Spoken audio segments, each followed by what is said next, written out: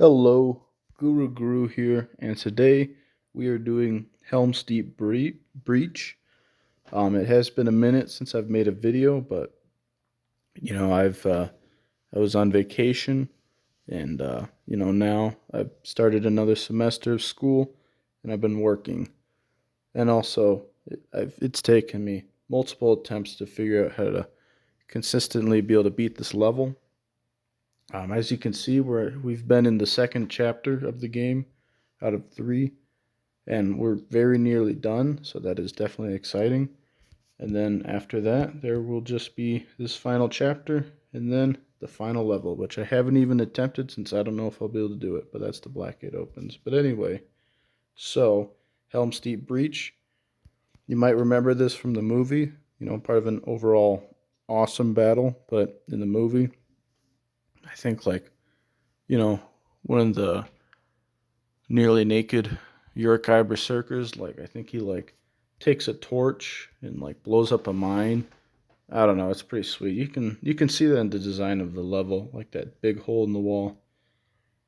But anyway, so the heroes I chose are Gothmog and Sharku, as you can see here. This is Gothmog, aka Harvey Weinstein, and this is Sharku. I don't really have a good comparison, but he's pretty iconic on his own. He doesn't need to be compared to a real life person. So Sharku, he has double move, and he's an okay leader and a decent fighter. And Gothmog, he's just a great leader. And the Witch King, he's a good fighter. Just to recap, I don't think it's necessary to choose these particular heroes. But I think for this particular strategy, Gothmog is very helpful. So a note is there are three flags. There's a flag here, there's a flag here, and there's a flag here. Um, I need to get a total of 12 points. I can get 4 points for getting a flag and 2 points for killing a hero. I will note I've tried this level like 20 times, and I've never been able to, and maybe once I've been able to capture this wall. It's just super hard since, these are all these units together put up stiff resistance. Like these guys, while climbing the wall, can't shoot. They can't do anything. They're sitting ducks. Haldir is a beast. And there's also a bunch of archers in the back. So I honestly consider it basically impossible to capture this wall and do anything else. So what I just did, before filming this video, was find a way to beat this level that made everything a trillion times easier. Because this wall is really easy to capture because there's just some weak units. No hero, Legolas most of the time doesn't even stay in this squadron, so not really any leadership. So this wall is always a gimme. That's an automatic 4 points.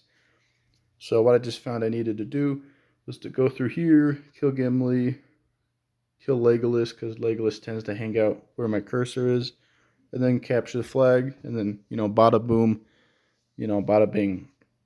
So I will just do that, and I think it'll go well. So I will start, and it's always sweet to start out with an instant kill with a berserker. That's always a good start. And these guys, they can't get there in time because this mud restricts movement. So I'm just going to move some of these dudes up. And these guys are nice because they have the same attack and defense.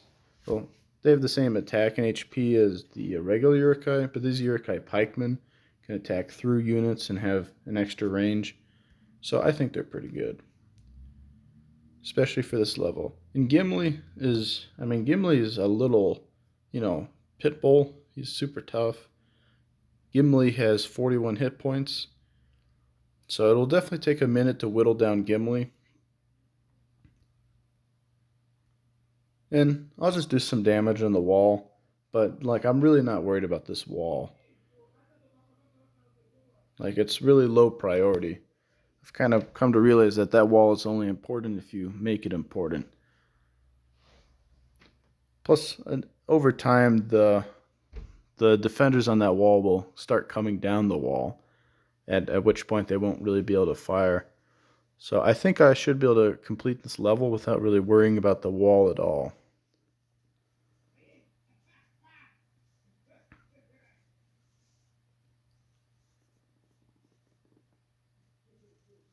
And one thing that will become abundantly clear throughout this level is that Legolas is a monster. When you actually use him, he's like, I think he's decent, but he's not like amazing. He just doesn't do that much damage. But on Grueling mode, he's got enough attack and he has like limitless range, and he can, he has a power that lets him attack multiple enemies. So, I mean, when you're using him, he's kind of mediocre, but when you're going against him, he is a monster. Especially these berserkers, he just eats them up like he's eating them for breakfast. Which, I mean, they look like they'd be decent for breakfast. I mean, they kind of look like, like ham or pork. They got that nice pink shine about them, I guess.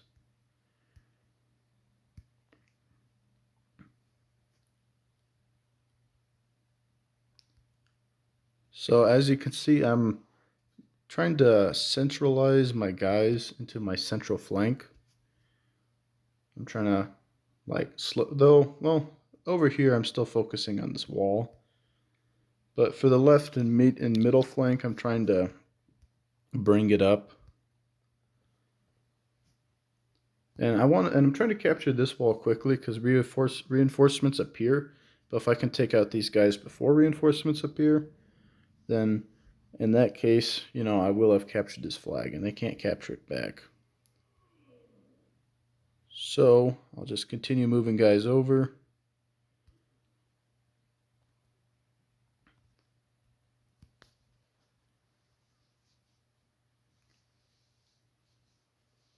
And Legolas, as he does, move to the middle flank, which I've tried this level enough times. I have a pretty good idea about how things tend to go, though there's always a random element.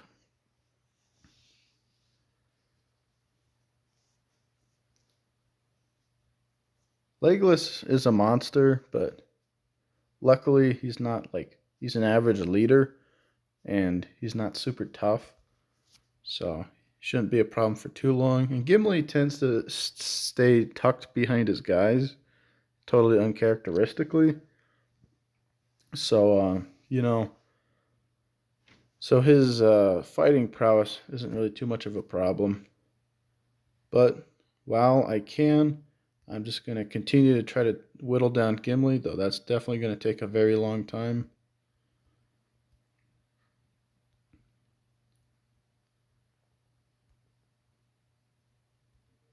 Like, I could come up and attack Haldir here, who's a great hero, but I don't even really need to, since this wall is inconsequential. And it's also, I have found, impossible to capture. So I don't want to. I'm trying to shoot this guy right here, but I don't have a good angle. Okay, yeah, so I can't. There we go. Just really focusing on Gimli. Because, there are plenty of these Rohan soldiers. There will be plenty more that'll show up. But, if I can. But with these pikemen and with my ranged Uruk-hai, I'm in a perfect position to take out their leaders and then deal with these guys. And then march through and take that, which is the plan. And here Gothmog is going to show why he is the best leader of the side heroes for the evil team. He's got good leadership, but his ability, 2 extra points in this flank, an extra point in that flank, and an extra point in that flank. Like, there I am. And that's just a total of 4 extra leadership points across the board. And no other minor evil hero can do that like he can.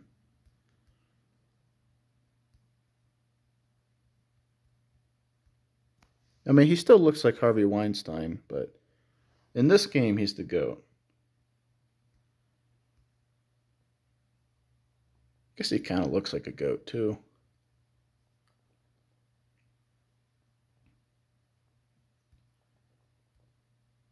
So I'm going to start transitioning Sharku over.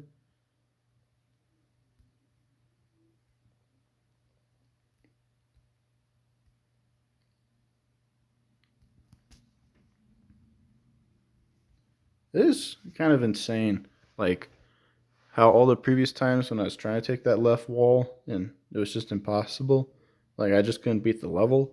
And when I just decided to ignore the left wall, I beat the level. And it was easier than poking a hole through Swiss cheese. So it's just wild, how sometimes you really just need to change your strategy. I guess the definition of insanity, they say, is doing the same thing over and over and like expecting a different result when that doesn't happen. According to that definition, what I was doing was insane, but I think that's a dumb definition. But there we are, slowly but surely, we are chipping away at Gimli. And these pikemen are really great for that.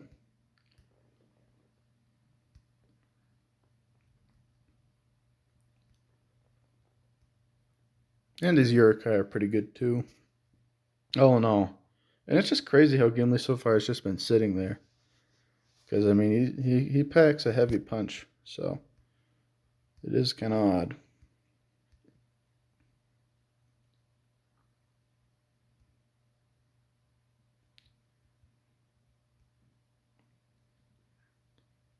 Hmm.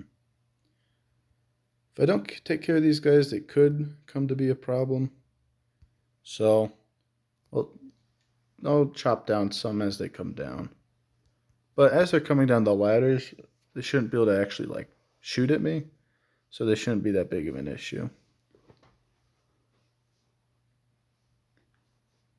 Now, this is a tough level because, you're going against, they have more heroes than you. And also, just like Aragorn is a great leader, and the Witch King's a really bad leader.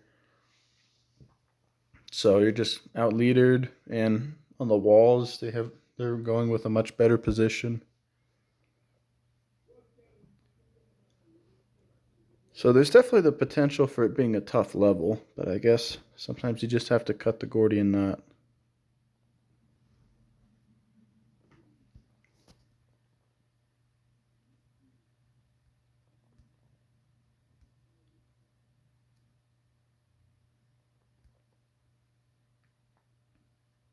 Okay, one or two more attacks, and Gimli should be done. One more hit, and he is out. Yeah, why not? I'll give the kill to my man Sharku, who did not deliver. Not cool, Sharku. But never fear, Gothmog, the goat, is always there with some extra command points. Okay, that didn't do it either. But this next. Okay, I'll just have to bring in this guy.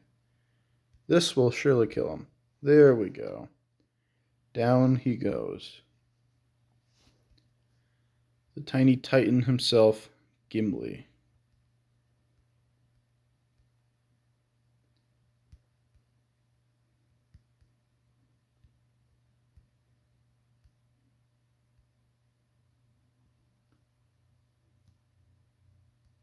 It is pretty sweet to be able to do this level from the evil perspective. Because, I mean, the scene in the movie, I want to say it's in the Two Towers. I mean, that's just an awesome scene. Like, it's all together. Like, one of the best parts of the entire trilogy. Like, just the Helm's Deep part. That's what's kind of nice about this game. I mean, it's clearly designed to, like, cash in on the popularity of the movies. It was probably made. I think it was probably made not long after Return of the King, and and all the people have the same portraits as they do from the movies.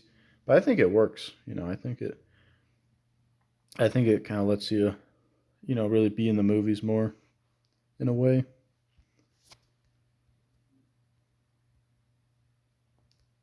Okay, so a few reinforcements have showed up, which does slow me down a bit, and things are actually not looking as amazing on this wall, but I should be good. Mainly because the AI tends to, take away all leadership from this section. So then the AI is limited in this section. So, like, I've never failed to take this wall. So I think I should be good. And now that Gimli is done and dusted, it's time to take out Legolas, who, as you can see, is a lot less tough. And as you can also see, the pikemen are really great, because the regular Uruk-hai wouldn't have been able to make those attacks, because they would have been tangled up.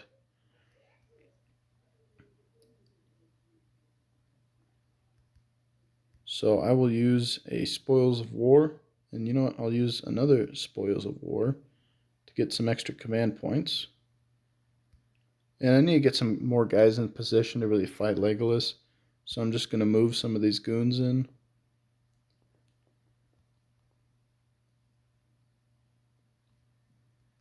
I might have called them goons, but Uruk-hai are definitely like really great soldiers. Like they're really nice to have. I mean, you know, they do a lot of damage. They have really good range. They're pretty tough. I mean, altogether, they're great. A lot better than the regular orcs. Because I think in the first chapter of the game, you mostly use like the Morannon orcs, which are those like generic orc guys with the spears who suck. But I think the second chapter sees you mostly using Uruk-hai, which is nice.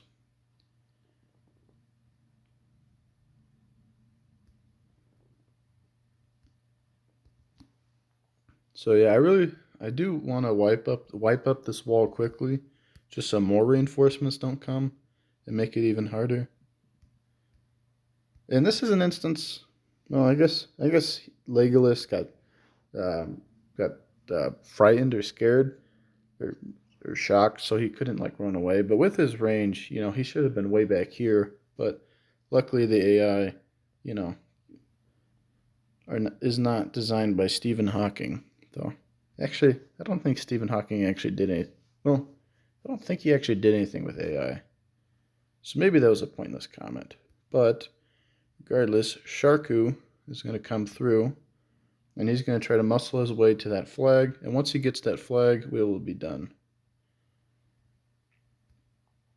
And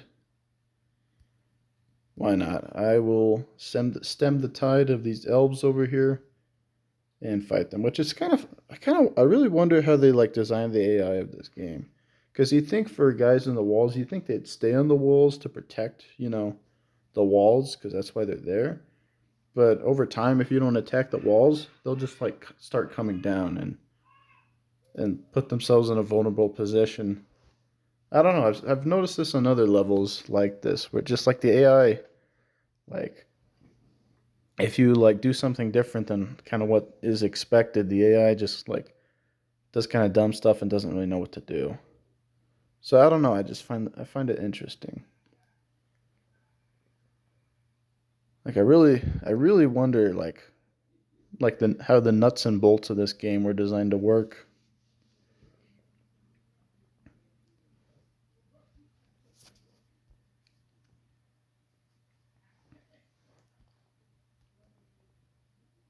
Okay, this is this is an example of why Gothmog is a pretty good pairing with the Witch King, because I got Onslaught, which normally is nice, but then I don't have any command points here, which can also happen in his own flank since he has 0 to 3 command points.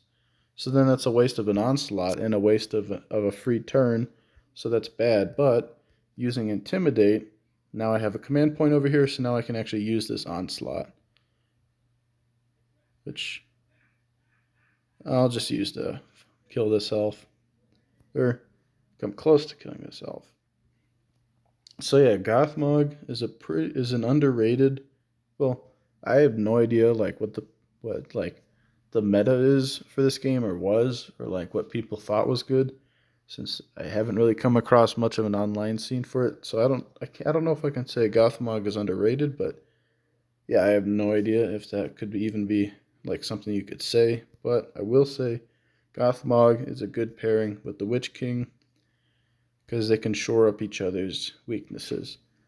The Witch King is, you know, a really good fighter, whereas Gothmog is a really good leader.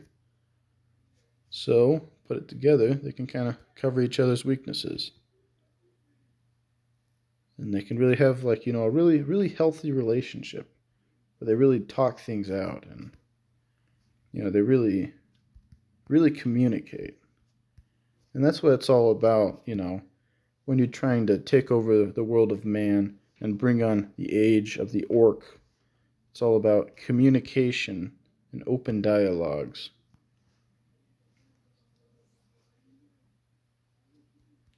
Just speaking of Gothmog, I don't know if anyone watching this has ever seen or ever heard of Studio C. I mean, they really lost quality over time. But I think one of the funniest things they did was a video where Mallory gets set up on a blind date, but it's with Gothmog. She goes on a date with Gothmog. You have to see it's super funny. But like since he's Gothmog and a servant of Sauron, you expect him to be like this really like evil person, but then he's just like vegan and like does a bunch of humanitarian service. I think it's super funny. I mean, I think that channel really deteriorated over time, but I think it's funny. And I'll use Strength of Mordor to get this guy the heck out of the way. Okay, I still can't quite go onto the flag. But next time, even if someone's on the flag, I should be able to use Strength of Mortar to get them off the flag and capture the flag. So that's an example of why Sharku is a good bet for this level. And it's weird that none of them have even attempted to attack Sharku. Though I mean, Sharku is pretty beefy, so like he would have been able to take it. Like he's 27 hit points. So Sharku, I haven't really been using him lately at all. I don't think. I feel like I've mostly lately, like at least in my most recent videos, I feel like I've mostly been using Shagrat and Gothmog probably. But Sharku, he's still important. He's kind of maybe more of a niche hero.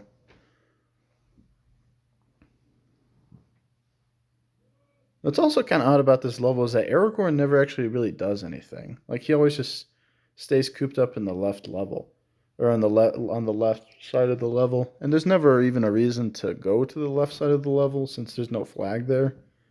So I mean, he provides command points. He, occasionally gives the enemies a rally, which lets them like have a bunch of command points for one turn, which is good. He has like a 10% chance of triggering rally. It's like he's definitely like contributing. It's just weird that he just kind of stays in his corner. And so, okay, so I need 4 more points. And I guess I'm considered to have captured this flag. So now I just need to capture this flag. So, this side of things actually was kind of operating by a bit more of a razor margin.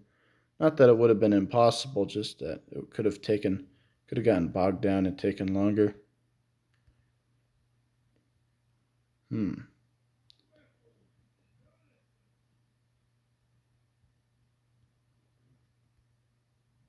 Okay, so I'm actually kind of in a position of maybe not really actually being able to finish up this turn because can't really find a way to take the 1 point of hit point away from this guy. But probably by next turn, I'm sure I will have finished things off nicely.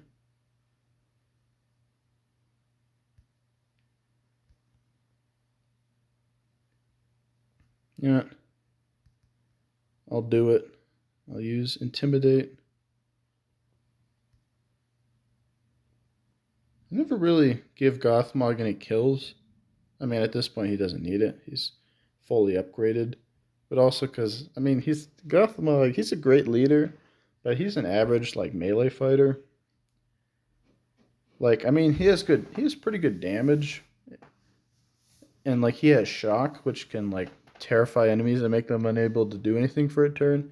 But he has average morale and his hit points aren't very good, and he's just way more valuable as a leader. So I don't know. It's kind of a curious thing. Okay, well, and there we go. That is very satisfying. I I wasn't looking for love in all the wrong places, but I was looking for how to beat this level in all the wrong places. It's really cathartic. All I had to do was ignore that left flank and just go straight through the middle, which is wild because the difficulty difference ended up being night and day. But thank you for watching. I do appreciate it. It has been a while since I've made a video, so I hope you enjoyed this. Thank you for watching. Have a good one. Goodbye.